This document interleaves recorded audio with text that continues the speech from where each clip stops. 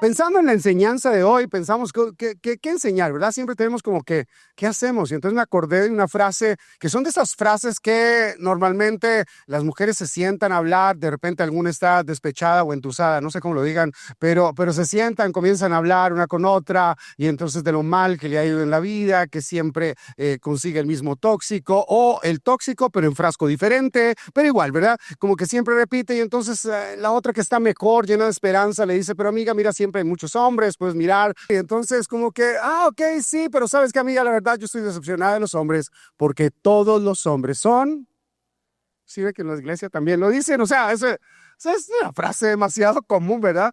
Ya la copia estaba ahí, ¿verdad? Pero igual, todos los hombres son iguales. Ahora, solamente debe compartir este pequeño dato antes de continuar con el iguales. En el Día de la Madre se gasta porcentualmente 3 veces más que en el Día del Padre. Es curioso, de veras, es curioso eso. Es curioso cómo la figura del padre o del hombre ha venido perdiendo relevancia. Escúchame, no necesariamente tiene que ser porque haya hombres irresponsables. No, no necesariamente por eso.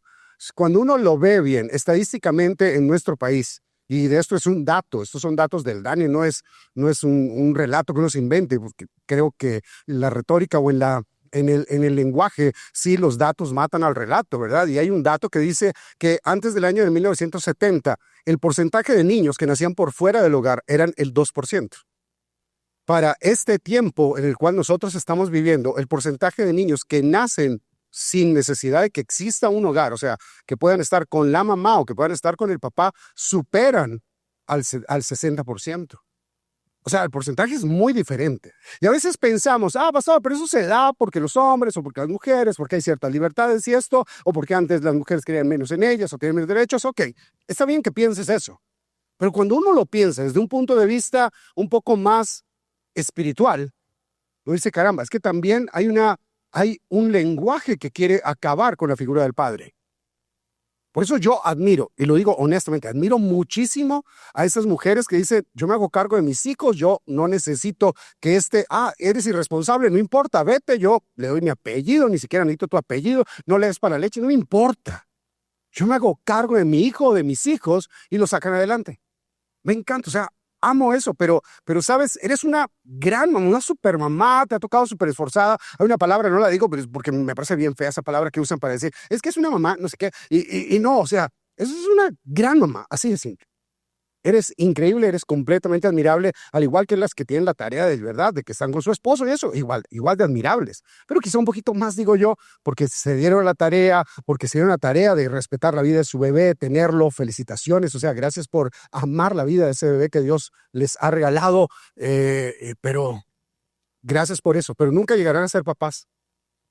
Porque la figura paterna, la figura masculina, sí es necesaria, aunque todos los hombres sean iguales. Sí es necesaria, sí es necesaria. Te voy a explicar un poco más o menos por qué. Cuando Dios crea al hombre, dice la Biblia esto, Génesis capítulo 2, verso 7. Cuando Dios crea al hombre, es una historia increíble. Dice, entonces Dios el Señor formó el cuerpo del hombre del polvo de la tierra y sopló en su nariz el aliento de vida. Fue así como el hombre, ¿como quién? Se convirtió en un ser vivo. Sí, es cierto, el hombre viene de la tierra. Es el relato que nos da la Biblia. Pero no viene de cualquier tierra. Viene de una tierra que pasó por las manos de Dios. Cuando Dios en el origen de todas las cosas, o como lo cuenta la historia del libro de Génesis, la Biblia nos dice que Dios hizo la luz a través de su palabra. Solamente habló y se hizo la luz. La tierra, todo lo que existe, las aguas, todo fue hecho a través de su palabra. Cada árbol que hay, cada ave, cada animal, cada insecto, sí, aunque no lo creamos, pero cada insecto, cada ser vivo en la tierra fue hecho a través de la palabra. Pero cuando dijo Dios, voy a hacer al hombre, se tomó el tiempo de agacharse, tomar tierra en sus manos, escoger la que mejor le pareciera, quizá hacer una bolita con agua, irle dando forma, y luego colocó en ese pequeño ser de barro, entre comillas, su aliento. de vida. Escúchame bien, esto es importante porque si bien somos hechos de algo normal y científicamente está comprobado que en el cuerpo, en nuestro cuerpo, los mismos elementos que contiene la Tierra, que son oxígeno, carbono, hidrógeno y calcio, los mismos elementos son los que componen el cuerpo humano. Exactamente los mismos de la Tierra. Eso no es casualidad. Por eso amo tanto la ciencia, ¿verdad? Porque valida un montón de cosas que dice la Biblia que son sorprendentes. Pero cuando Dios hace al hombre, es como si Dios dijera, voy a tomar lo más simple que hay, pero voy a colocar en él mi aliento. Voy a colocar en él mi esencia. Así que, señores, cuando alguien les diga, o cuando de repente ustedes mismos estén en un día de esos que no van las cosas como tan bien, que no se sienten tan bien de ánimo y que se sienten corrientes y ordinarios y como que, no, miren, recuerden esto siempre. Aunque pueden venir de algo ordinario y podemos venir de algo ordinario como la tierra, Dios puso en nosotros como hombres su aliento y eso hace que dejemos de ser ordinarios y nos convirtamos en personas realmente, en una creación realmente extraordinaria. Así que, señores, sí, eso hay que celebrarlo. Eso hay que celebrarlo. ¿Saben? Dios buscó colocar esa esencia en nosotros. Y de hecho, cuando Jesús caminó aquí en la tierra, contó en Lucas, es el que lo recoge. Lucas le gusta recoger los diferentes discursos del Señor Jesús y colocarlos en un orden especial. Y hay un capítulo, el capítulo 15 de Lucas, donde se reúne, es como una trilogía de relatos de cosas perdidas que son encontradas, ¿verdad? Pero están ahí en orden. Aparece la parábola de la oveja perdida, Lucas capítulo 15, los primeros versos. Luego aparece la parábola de una mujer que tenía 10 monedas de plata, que se le pierde una, pero luego la encuentra. Y en cada uno de esos casos hay una fiesta al final. Pero luego, del versículo 11 en adelante, de Lucas 15, comienza a contar Jesús una historia que la llaman la parábola del hijo pródigo. No sé por qué. No sé por qué, si por allá en los años 1600, ¿verdad? No cuando el tirano mandó, sino cuando fue alrededor de 1680, cuando los biblistas le dieron orden a la Biblia en capítulos, versículos, y le pusieron título a las historias. A esta historia le pusieron la historia del hijo pródigo. Pero cuando uno ve, no había un hijo. O sea, si es el hijo pródigo es porque hay uno, pero resulta que la historia tiene 2 hijos. Entonces es como si uno fuera más importante que el otro. Y no solamente eso, sino que la historia resalta todo el tiempo. Está relatando la historia no del hijo que se va y vuelve a casa, sino del padre que está siempre en casa. Esa es la historia, para mí es la historia central. Esto fue en otro curso, en un curso que hicimos que di esta apreciación, ¿verdad? Para mí el padre es el que es el centro de esa historia, pero es solamente mi opinión.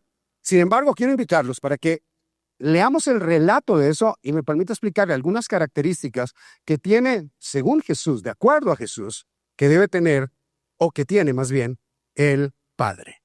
Así que Jesús termina de contar la historia de la mujer que recibe o encuentra su moneda, y cuando la encuentra dice, ya hay fiesta y todo, y se alegra en el cielo, y así es igual cuando un pecador se arrepiente, dice, ya hay fiesta en los cielos. Bien, y luego dice el verso 11 de Lucas 15.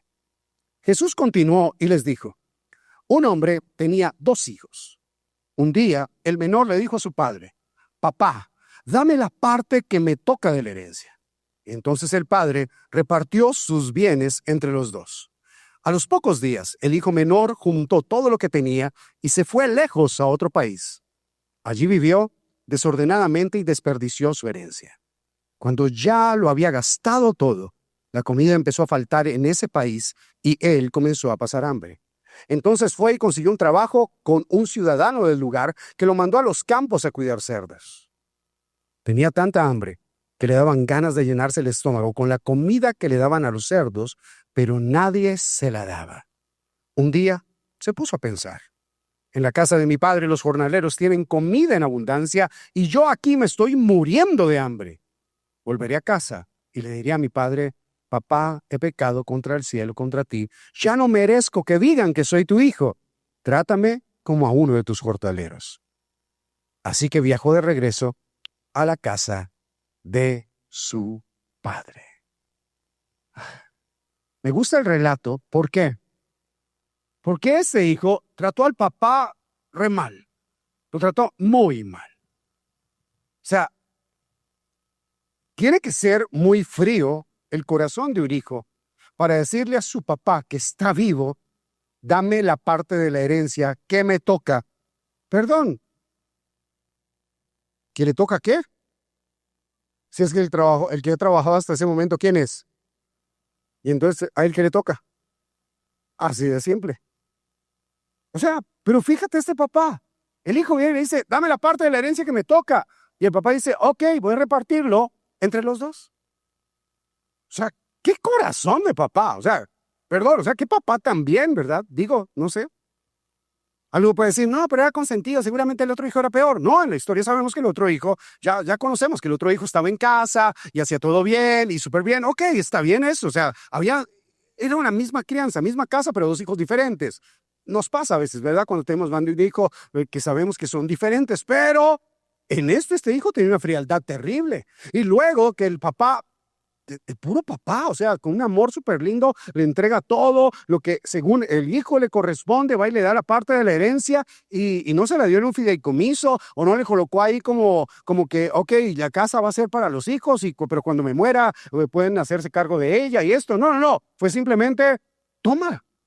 Que el chino agarra y dice, yo me imagino que el chino agarró y dio tanto dinero como el que nunca había visto antes en su vida, lo tenía en sus manos y seguramente le pidió al papá o le dijo, con esto ya puedo hacer lo que yo quiera, ¿verdad? Sí, tú puedes hacer lo que quieras, puedes emprender, puedes comprar tierra, lo que quieras. Ah, ok.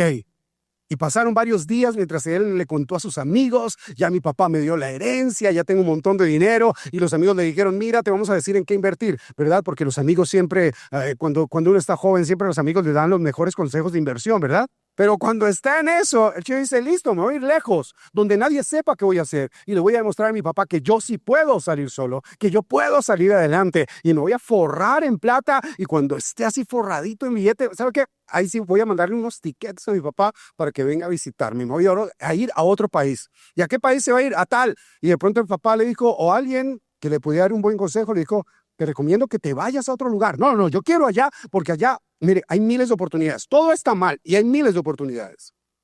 Efectivamente, él se va para ese lugar.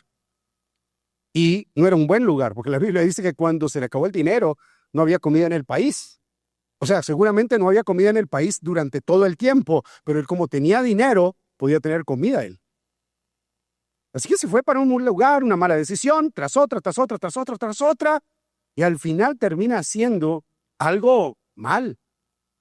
O sea, sí trabajando, nunca había trabajado en su vida, le tocó trabajar por fin, y el momento en que le toca trabajar en algo que seguramente jamás su padre le habría permitido trabajar, o lo mejor que él mismo había visto en la tierra de su papá, gente trabajando en eso, termina en eso.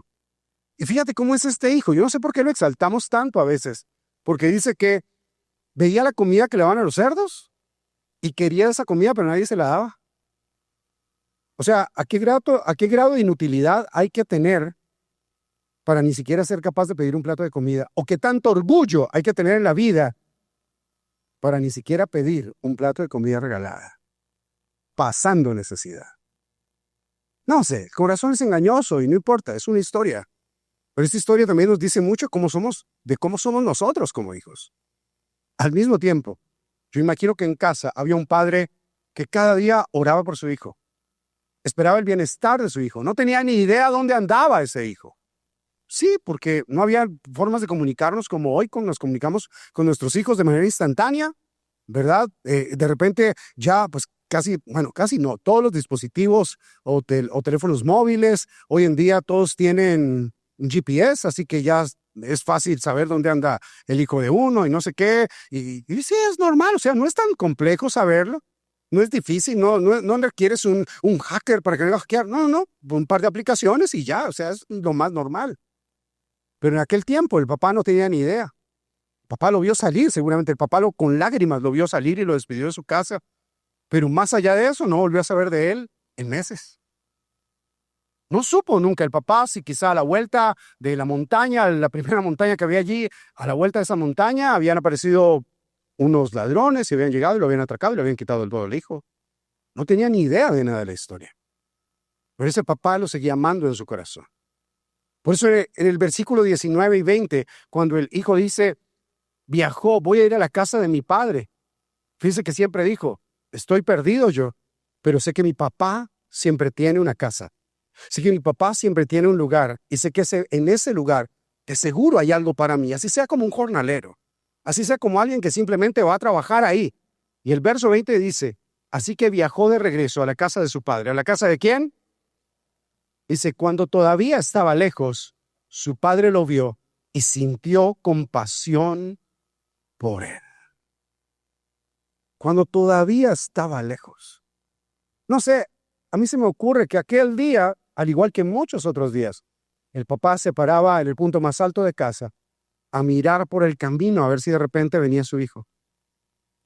Y aquel día, por fin, se paró, miró una sombra a lo lejos y dijo, ese es.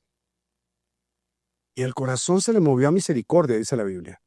Misericordia, ¿sabes qué es? Misericordia es cuando uno ve a alguien en miseria o en una situación de necesidad y el corazón, el cardio, se juntan. Y entonces se mueve el corazón por alguien que necesita algo. Y el corazón de este papá se movió hacia su hijo. ¿Por qué? Porque este papá tenía una característica. Y la primera característica de este papá es que tenía un amor consistente. ¿Un amor qué? O sea, así, de la misma manera como lo amó cuando vendió todo para entregárselo. De esa misma manera estaba el papá ahora corriendo para encontrarse con su hijo. Eso es un papá. Un papá es uno que ama y que entiende algo. Que aunque el amor duela, que aunque se tarde la respuesta de parte de nuestros hijos, que aunque no entendamos muchas veces las decisiones que ellos toman, ahí vamos a estar siempre para amarlos. ¿Entiende? No somos perfectos, pero sí podemos ser padres presentes en la vida de nuestros hijos. No somos perfectos. No. Nuestros hijos no necesitan que nos mostremos perfectos. Simplemente necesitan que nos mostremos amorosos con ellos. A veces queremos que los hijos nos den una explicación, que pidan primero disculpas, que pidan no sé qué. Mira, ¿y ellos qué están esperando de nosotros? A mí, yo veo esta historia, yo veo un papá que no corre a decirle, ¿dónde andaba, mugroso cochino? Yo sabía, usted no servía para nada. Yo sabía que usted iba a desperdiciarlo todo. Es que yo sí sabía cómo era usted. No, ese papá no salió a eso. Ese papá simplemente fue y lo abrazó. Dice, salió corriendo a encontrarlo. Salió corriendo a encontrarlo. Eso es ser consistente. Estar presente ahí, ¿verdad? Entendió que su papel de papá no terminaba porque se hubiera ido de la casa. No. Se fue de la casa, está bien, pero sigue siendo su hijo. Porque seamos honestos, el papel de ser papás, papá y mamá, ¿cuándo se acaba? Nunca, cuando uno se muera. Ahí, o sea, uno se muere, la puerta, ¿verdad?, de entrar a la eternidad y ahí ya, pues, ni más, ¿verdad? ¿Mm? Pero antes de eso, ¿cuándo? Los chinos se van y ¿qué? Vuelven y siguen siendo los hijos. Y sufren lejos y uno sufre con ellos. O sufren cerca, ¿verdad? Porque después están sufriendo lejos y se vienen a sufrir a la casa de uno. Y, y siguen siendo los hijos de uno. Y les está yendo re bien y a veces le va a los hijos mejor que a uno. ¿Pero qué? Ellos llegan y llegan de visita a la casa de uno y le escarban la nevera. Se comen hasta la comida vencida, no les importa, ¿verdad? O sea, eso hacen cada puente, no diga que no, o sea, sí. Algunos dirán, no, pastor, el caso mío es diferente, en el caso mío se desaparece el papel higiénico de la casa, pero, no, o sea, pero, o se pone la ropa de uno, o sea, pero, ¿y uno, papá, qué hace? Uno solamente suspira y dice, estos chinos. Ya, ¿qué más puedo hacer? Porque seguimos siendo papás. De hecho, a alguien aquí le pasa que va a la casa de sus papás, su mamá, ¿verdad? Y cuando llegan a esa casa, ¿lo aman con comida? O sea, que uno puede venir de almorzar y ellos sacan algo y a uno le toca comérselos. Uno, ¿cómo le va a decir que no a los papás? ¿Verdad? Tiene uno que ser peor que el hijo pródigo para decirle que no a los papás. Así que, no, pero uno no le dice que no a los papás. Uno va y come y lo aman a uno con comida y así ellos no tengan, sacan algo, ¿verdad? O sacan quizá una chocolatina que ya está como blandita de la mesita de noche, pero mi hijo, esto se lo tenía para usted. Y uno lo disfruta porque son sus papás, porque le dan a uno lo mejor que ellos tienen. Eso es maravilloso. Eso realmente es lindo de los papás. Eso es un amor que es consistente, que no importa cuántas veces los hayamos ofendido. Ese papá. Y los papás debemos ser así, consistentes con nuestros hijos, amorosos. O sea, ¿qué hacemos? Sí, ya ellos toman sus decisiones, bien, pero son sus decisiones. El amor de papá no termina cuando cometen errores. Este hijo los había cometido todos. Le dice a su papá cuando le pide la herencia, le está diciendo, quiero que te mueras. O sea, no me importa. No me importa irrespetarte. Y en aquella cultura, hace 2000 años, era mucho más fuerte que hoy en día. Dame lo que es mío. Literal, una falta de respeto por la cual, según la ley de aquel tiempo, ese hijo lo podían sacar a la puerta de la ciudad y apedrearlo ahí por faltarle el respeto a sus papás. Pero ese papá dijo, no, ok, tranquilo. Te voy a dar lo que es tuyo. Es un amor consistente. Por otra parte, el amor también es cariñoso. El amor del Padre es cariñoso. Esto es, bueno, es una foto obviamente de una pintura muy famosa de Rembrandt. Rembrandt fue un pintor posrenacentista que desafortunadamente, al igual que muchos, murieron en la más grande miseria. Y los historiadores, la gente que sabe de arte, dicen que este cuadro fue pintado más o menos en esa época. Ese cuadro fue inspirado en este pasaje que estamos leyendo de Lucas capítulo 15. De hecho, creo que se llama El regreso del hijo pródigo, el cuadro. Y es curioso porque si tú ves, ahí está el padre, obviamente uno puede identificar fácil al padre, al hijo, ¿verdad? Pero luego al lado quizá dicen algunos que ese es el hermano mayor, porque está vestido igual que el padre, porque tiene también cabello abundante, todo lo demás. Como el padre tiene su cetro de oro, ¿verdad? Diciendo, yo aquí en casa, yo sí sé administrar, todo lo demás, mirando con cierto desdén. Al fondo aparece alguna figura femenina que puede ser la mamá. Pero quiero concentrarme en el cuadro como tal.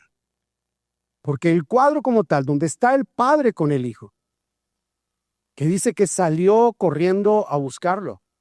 Es que no solamente dice eso, dice, salió corriendo a encontrarlo, lo abrazó y lo besó. Pues ahí se ve claro el hijo cómo viene. El hijo viene destrozado. Mira la ropa, raída, sucia, a diferencia de la ropa del padre. Una ropa mal. Mira el cabello. No tiene. Lo cual es una señal de que seguramente en el país donde estaba era considerado casi un esclavo. Y al ser considerado un esclavo debían raparle y cortarle todo el cabello corporal para que no tuviera piojos y no infectara a los animales o no se infectaran entre ellos como esclavos. Eso era una práctica muy normal en Egipto y en otros lugares en esa época. Luego tú miras los zapatos y no puedes decir cuáles si se le ve el pie realmente mal. Ni siquiera tenía ya el chino venía mal. Mal, realmente mal. A tomar este pasaje y hacerlo arte. O sea, Rembrandt, perdóname, se pasó ahí. Porque adicionalmente, y este es el centro, realmente la gente que aprecia el arte, ellos son los que dicen que se pueden ver las manos del padre sobre la espalda de su hijo. Y las manos tienen una característica muy particular. Si tú miras bien, la mano izquierda es una mano fuerte, es una mano muy masculina, una mano que dice, este es un padre que protege. Bienvenido a la casa de un padre que protege, a la casa de un padre que cuida, a la casa de un padre que provee, que no tiene problema en trabajar y siempre tener para ti. Empiezan a mirar características de Dios. Sí, Él es nuestra torre fuerte, es nuestro escudo, es el poderoso gigante que va delante nuestro abriendo puertas. Él es quien cuida nuestra retaguardia. Ese es Dios, ese padre que es fuerte.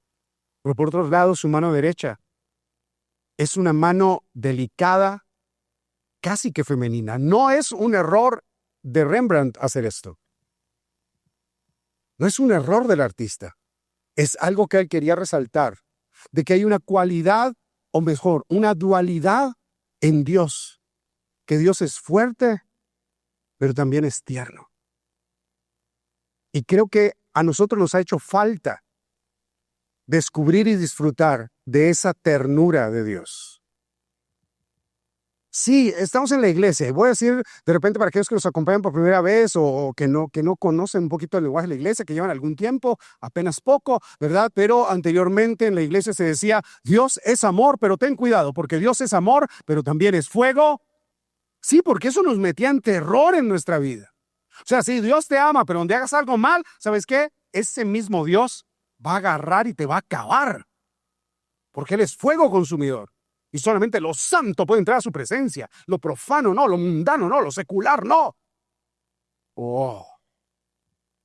Y crecimos con esa imagen. Y luego le dicen a uno, deleítate a sí mismo en el Señor y Él concederá los deseos de tu corazón. ¿Qué va a querer uno deleitarse en el Señor?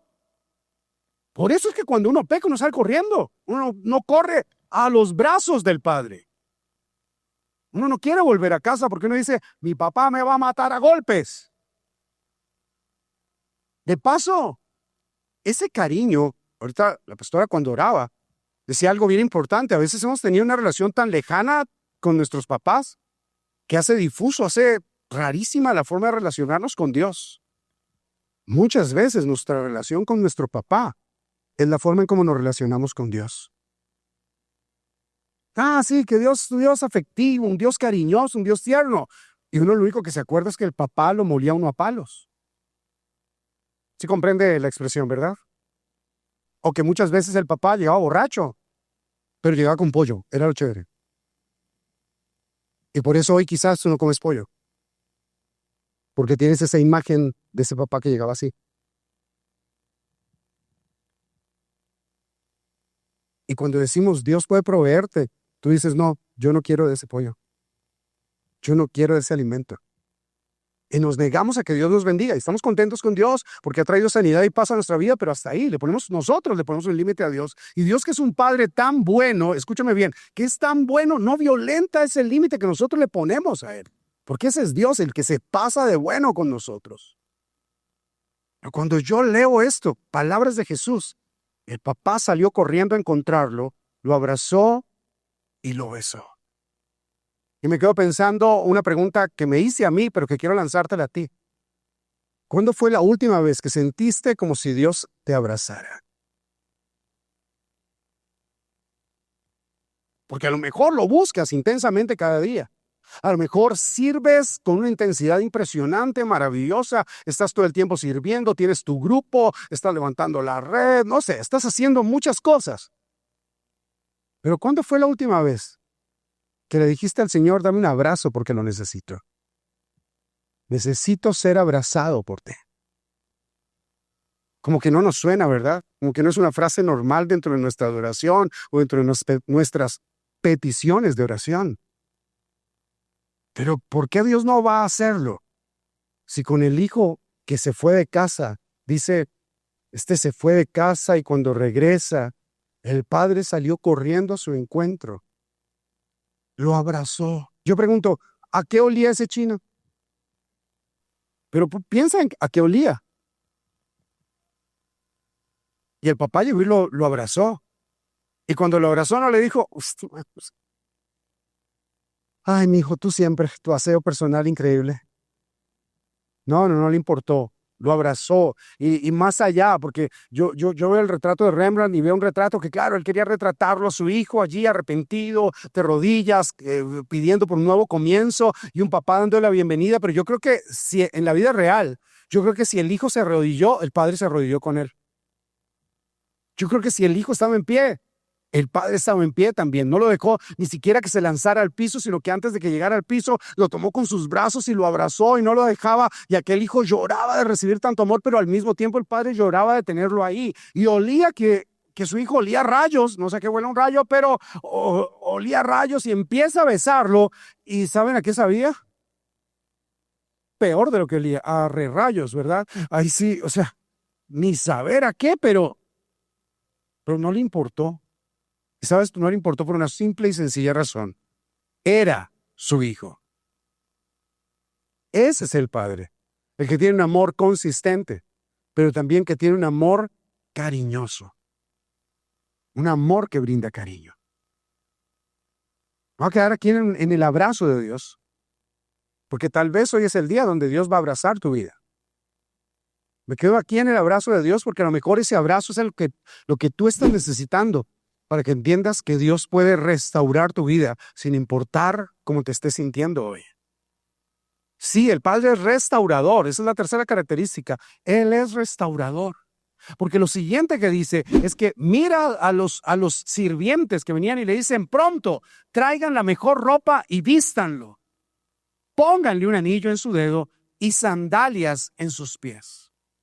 El padre no estaba recibiendo a su hijo tolerando lo que él había hecho. No, porque ¿sabes qué? La tolerancia es aquello que queda o aquello que tenemos que usar cuando ya no hay amor. Y el papá nunca había dejado de amar a su hijo, así que no lo estaba tolerando, lo estaba amando. Y al amarlo quería restaurarlo. Di conmigo, restaurarlo. Esa restauración incluía todo. Esa restauración incluía, espérate, la gente no puede ver a mi hijo en la condición que viene porque la gente se va a burlar de mi hijo. Así que voy a vestirlo y voy a darle la mejor ropa, el mejor vestido, la mejor túnica, lo que usara en aquella época. Lo mejor. ¿Por qué? Porque lo mejor nos marca una identidad y la ropa, no la ropa, sino cuando Dios coloca un manto sobre nosotros o cuando el Padre coloca un manto sobre nosotros, es un manto que dice, bienvenido, aquí tienes una nueva dignidad. Es lo que Dios restaura en nuestras vidas. Lo siguiente que dice es, hey, ¿sabes qué? Colóquenle un anillo en el dedo. Un anillo, era un sello familiar. Un sello de alguien que tenía autoridad, que cuando ese anillo se colocaba en un lugar, era que ahí se iba a pagar algo. Y esa persona tenía la autoridad de pertenecer a una familia y estar allí. Y la tenían casi todas las familias. Cualquiera que tuviera medios para poder hacerlo, podía tener un anillo de esos. Y en este caso, este hijo le es restaurado ese anillo. Pregunto, ¿crees tú que el hijo, cuando salió de casa, salió con un anillo de esos? Sí. Entonces decimos, no, porque ya se fue. Pero el padre nunca le quitó el anillo, al contrario, le dio riquezas. Así que seguramente el anillo también lo llevaba allí. Y cuando vuelve, lo primero que hace, o lo segundo que hace, después de mandarlo vestir, es curioso, no dice lávenlo. No pierdan el tiempo con eso. Quiero que cuando lo vean bien vestido. Nosotros primero le habíamos mandado lavar, desinfectar, ¿verdad? Que vinieran los bomberos y lo manguerearan ahí. O sea, sí, como loco, ¿verdad? Que le sacaran todo ese olor, ¿verdad? Tráigame 2 tarros de esos de cloros del de uno, pero, o sea, hay que desinfectar a este chino por todo lado. No, papá dijo, no, vístanlo. Devuélvanle su dignidad, y no solo su dignidad, sino también su autoridad. Y ese anillo hablaba de una autoridad que pertenecía a una familia, que ya no estaba nunca más solo, que no era un esclavo, que no era un mendigo tampoco, porque la gente lo podía ver y confundirlo con un mendigo. No, restauren todo de nuevo. Y luego le colocan sandalias, un calzado nuevo. Mira, el calzado significaba dignidad y pertenencia. No era cualquier calzado, era el calzado, porque lo había perdido, ya no lo tenía, y ahora de nuevo le era restituido. ¿Sabes? Yo creo que siempre que volvemos a Dios, y lo digo honestamente, siempre que fallamos y tenemos la valentía de acercarnos de nuevo, Dios no nos ve como alguien que falló. No nos ve como un esclavo que regresa. Dios nos ve como sus hijos y ya. Pero a veces queremos tanto agradar a Dios, en serio. Queremos tanto agradarlo a Él que nos perdemos del Padre cariñoso, que nos perdemos del Padre que restaura y nos perdemos del Padre que nos ama consistentemente. Escúchame, Dios quiere amarte. Voy a decirlo de nuevo, Dios quiere amarte porque quiere estar cerca a ti. A Él no le importa cuánto has fallado. ¿Quieres que te lo diga bien? De acuerdo como dice la Biblia dice que Dios toma nuestros pecados y los coloca tan lejos como se encuentra el oriente del occidente. Es más exagerado. Dice que en lo más profundo de las profundidades del océano, allí los mandó. Y lo más profundo de las profundidades del océano, nadie ha podido llegar allí. Nadie ha podido llegar allí. Nadie soporta la presión. Así que Dios dice, allá se va el pecado tuyo, porque te amo. Y a lo mejor tú fallaste en algún momento y todavía sigues recordando ese pecado porque el enemigo te lo sigue recordando o porque tu conciencia te lo sigue recordando y tú sigues sintiéndote mal una y otra vez. Ahora, esto no te lo digo para que te sientas bien. No, porque siéndote honesto, no me interesa que te sientas bien. Me interesa que te sientas amado, que es diferente. Porque te vas a sentir bien de aquí hasta que algo te lo vuelva a recordar.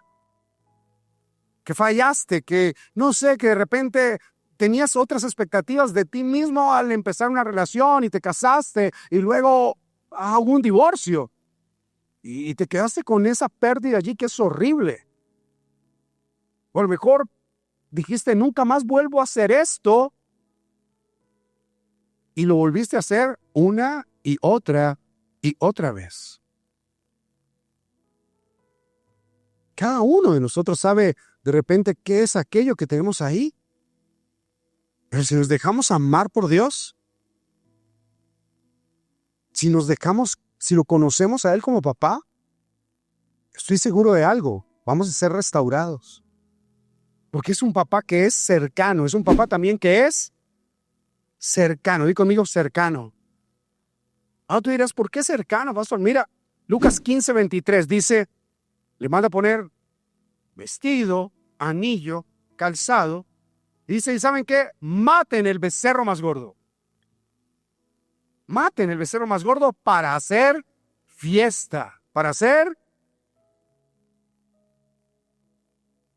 al hijo, ¿qué le gustaba? La fiesta. Sí, él se fue a enrumbarse. Y cuando llega a casa, ¿qué le hacen? El papá sabía que le gustaba al hijo.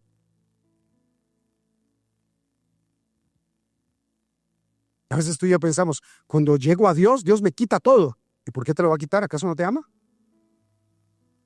Es tan cercano el padre de este hijo que dice, maten el becerro más gordo. Y yo sé, de repente aquí haya alguien que haya escuchado este pasaje varias veces expuesto, hasta yo mismo lo he expuesto así en otra ocasión, donde he dicho, no, es que el becerro gordo significaba lo más importante, era lo que se guardaba para la familia, los momentos de celebración de algo especial, también era algo que era para consagrarlo a Dios y era lo que se le daba a lo mejor que llegaba a su casa. Sí, yo sé eso. Pero si me quedo pensando bien, aquí hay un papá que abraza, que besa, y hay un papá que está cerca a su hijo y dice, a este chino le gusta la carne. Y viene acabado. Este man yo creo que no come carne hace meses. Mandémosle matar, no un becerrito, el becerro más grande, porque este mami con tanta hambre, que se lo va a comer todo hecho.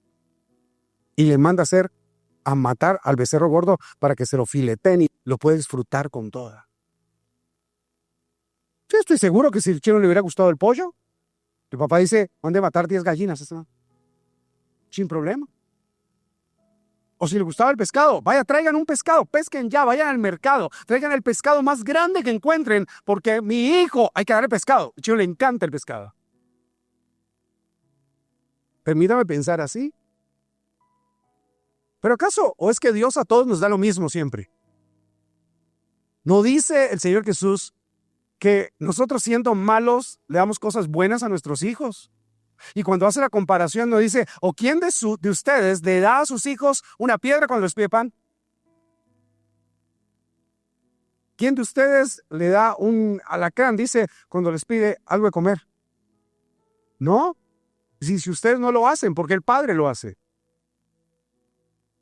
¿Acaso tú no le das a tus hijos el día especial para ellos, lo que ellos quieren? Bueno, ¿y por qué el padre no lo puede hacer? ¿Por qué no podía matar un becerro gordo porque al chino le gustaba la carne? Yo quiero pensar que era un padre cercano, tan cercano como también lo describió Jesús, que el Padre sabe aún cuando cae un cabello de nuestra cabeza. Así de cercano es Dios. Aquí yo sé, puede alguien pensar, pastor, entonces si es tan cercano, yo quiero saber dónde estaba Él cuando me sucedió tal asunto traumático en mi vida. Estaba contigo y guardó tu vida. Estaba contigo y te protegió, de eso te lo aseguro. Aunque tú no fueras consciente, Él estaba contigo. Te ha guardado hasta el día de hoy. Él siempre ha estado contigo porque Él es cercano. Escúchame, Dios es un Dios que se involucra con sus hijos. Dios es un Dios que está atento a nosotros y nos ama tanto que respeta nuestro espacio. Pero, ¿acaso no nos va mejor si Dios está de nuestro lado, no solamente de nuestro lado, sino nosotros le decimos, quiero que estés de mi lado y quiero que estés conmigo? ¿Acaso no es mejor eso? Porque eso es un Padre cercano y Dios es cercano. ¿Dios es qué? Dios es un Dios que hace un asado por ti. Dios es un Dios que se preocupa por lo que a ti te preocupa, porque Dios ama lo que tú puedes amar. Ese es Dios. Se involucra, se sienta a la mesa contigo. Celebra que estás de regreso. Y yo sí puedo creer que todos necesitamos un abrazo de Dios. Yo sí lo puedo creer. Yo sí puedo creer que todos necesitamos sentirnos y sabernos amados por Dios. Mira, 2 invitaciones te voy a hacer ahora, ya para terminar. 2 invitaciones te voy a hacer ahora. Bien claras. La primera, para todos los papás, padres, papá, mamá, que estás aquí. Atrévete a ser un padre como Dios es padre. No es tan difícil. Pero Dios es perfecto. Él es perfecto, nosotros no. Podemos cometer errores, Él nos restaura, Él nos va a enseñar. Pero si hay cosas claras, es que debemos involucrarnos con nuestros hijos. No importa cuántos años tengan, no importa tú cuántos años tengas, ni cuántos años tengan ellos. Ellos requieren tu atención y tu amor. No dejes, no permitas, y lo digo porque sé que aquí tenemos unos educadores maravillosos, pero no permitas que el colegio donde está tu hijo le enseñe valores a tus hijos. Allá que les enseñen matemáticas, física, química, español, todo lo que les enseñan en el colegio, valores se los enseñas tú, porque tú te involucras, porque tú quieres lo mejor para tu vida de tus hijos. Sé consistente para amarlos siempre, cuando les va bien y cuando les va mal. Y conviértete en un papá que restaura, una mamá que restaura. Me encanta, hay una escena, y está escrita en el libro del profeta Jeremías, donde dice que Dios le dice al profeta, ve a la casa del alfarero, que allí tengo algo que hablarte. Y él va a la casa del alfarero, y el alfarero cuando llega, este hombre está trabajando con barro. Este hombre hace una vasija y ya cuando lo va a terminar, la vasija se daña. Así que el hombre de nuevo toma el mismo barro, vuelve y lo aplasta todo y vuelve a hacer la vasija hasta que le queda bien. Y le dice, así es como quiero que entiendas, le dice Dios a Jeremías, así es que entiendes que así soy yo. Y nosotros, ¿por qué no podemos ser así con el corazón de nuestros hijos? Yo sé también que puede estar pasando por tu mente, pastor, usted me está pidiendo cosas que yo nunca he recibido. De repente de nuestros papás no lo recibimos, pero te aseguro que de Dios sí lo has recibido. Y si no lo has recibido, a lo mejor hoy sea el día en que lo recibas. Que hoy recibas ese abrazo, no importa cuántos años lleves conociéndolo. 2 invitaciones claras. La primera, si un padre como él, involúcrate, sé consistente, sé restaurador. La segunda es que necesitas reconocerlo a él como el padre que es consistente, que es restaurador, que ama, que es tierno, que es compasivo. A lo mejor llevas años viniendo a la iglesia, pero huyendo del abrazo de Dios. Porque piensas que si te involucras un poquito más con Dios, Dios te va a castigar. Porque piensas que si te involucras o te acercas un poquito más a Dios, Él va a sacar a relucir tus pecados. ¿Cuándo lo hizo? Nunca lo hizo en la Biblia. Reconoce también que eres un papá que está presente en tu vida y que Él tiene cuidado de ti. Porque si no lo sabías, Dios tiene cuidado de ti. No recuerdo qué enseñanza lo dije, pero sé que fue en estos días. Dije, Él es el Dios que no duerme para que tú duermas. Y es el Dios que te cuida durante el día. Ese es Dios. Y cuando tú lo empiezas a ver así y lo invitas así a tu vida, todo va a cambiar. Y tantas veces le hemos dicho, aún tenemos canciones, que ahorita vamos a cantarla. Una canción donde le decimos, yo corro a los brazos de Él. Pero ¿y qué tal si pensamos que también corre a nuestros brazos? Porque yo me imagino que este padre vio a su hijo y dijo, tengo que abrazarlo y besarlo y devolverle su dignidad. Y este padre salió corriendo, lo tomó en sus brazos, lo abrazó y lo besó. ¿Y por qué nuestro Padre no puede hacer eso? Nuestro buen Dios no puede hacer eso. A veces cuando estamos en adoración y decimos, levanta tus manos. Yo pienso cuando levanto las manos, y esto lo recuerdo más de mis hijos cuando eran pequeños, y cuando veo los niños pequeños y los bebés haciéndolo, digo, es maravilloso, porque siempre que un bebé levanta las manos, o un niño pequeño levanta las manos hacia su papá o hacia su mamá, le está diciendo, te necesito. Y es raro, muy raro ver a un papá que le diga, ya, chiste chino. No, no. Viene con los brazos levantados y uno dice, ven, necesitas algo. Y peor si viene llorando, o peor si viene huyendo de alguien, pero siempre esa mano de tomarlos, abrazarlos y alzarlos. Sin problema. Y si nosotros lo hacemos, ¿por qué Dios no lo hace? Por eso es que me gusta cuando decimos levanta tus manos, porque estamos mandando un mensaje: hey Padre, te necesito tu abrazo. Más allá de una figura religiosa que a veces la vemos así como, no, yo no levanto mis manos. Es que todos levantan las manos, a mí me gusta ser independiente. Mira, deja la bobada. Todos necesitamos un abrazo del Padre. Porque no importa hace cuánto o no importa si nunca has recibido un abrazo de Dios como Padre. De veras, tal vez llevamos huyendo mucho tiempo, tal vez crecimos sin la figura paterna en casa o con una figura desdibujada, o tal vez queremos borrar esa figura paterna. Bien, cualquiera sea el caso, a lo mejor tienes un papá que es maravilloso, así como el mío, pero que ahí falló en un par de cositas y eso nos traumó, pero no hay problema, ¿ok? El abrazo de Dios. Ese puede traer el perdón y la restauración que tú quieres, que tú necesitas, y también puedes llenarte del amor que tú necesitas, aún para perdonar a tu papá acá. Y no se trata de si lo merece o no, pero tú sí te mereces, te lo digo así. No se trata de si tu papá se merece o no que tú lo perdones, pero al menos tú sí te mereces perdonarlo para que puedas sanar esa herida. ¿Y de dónde viene esa fuerza? Esa fuerza viene de Dios. A lo mejor, no sé, de repente, como el caso de algunos, nuestro papá ya no está, porque se fue con el Señor, porque partió hace un tiempo. Entonces no puedo abrazarlo y extraño ese abrazo. Bien, no busques ese abrazo porque no lo vas a poder tener, ¿verdad? Ya no está. Pero Dios sí está. Y Dios puede abrazarte igual que como te abrazaba a tu papá. Y aún mejor.